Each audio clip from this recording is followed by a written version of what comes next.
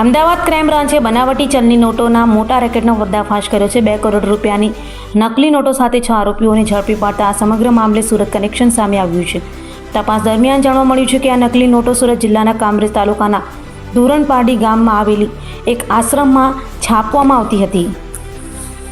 અમદાવાદના અમરાઈવાડી વિસ્તારમાં બનાવટી ચલણી નોટોની ડિલિવરી કરવા આવેલા મહિલા સહિત 6 આરોપીઓને ક્રાઇમ બ્રાન્ચે ઝડપી પાડ્યા હતા।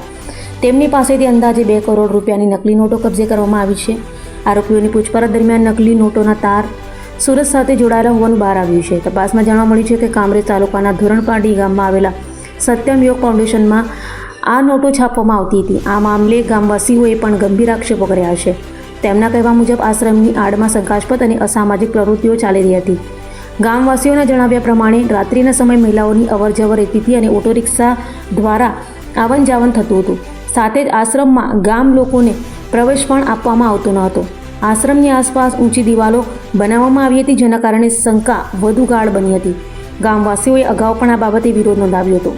આશ્રમના સંચાલક પ્રદીપ અષ્ટાંગ અંગે પણ વિવાદાસ્પદ વિગતો સામે આવી છે। હાલ સમગ્ર મામલે વધુ તપાસ હાથ ધરવામાં આવી રહી છે।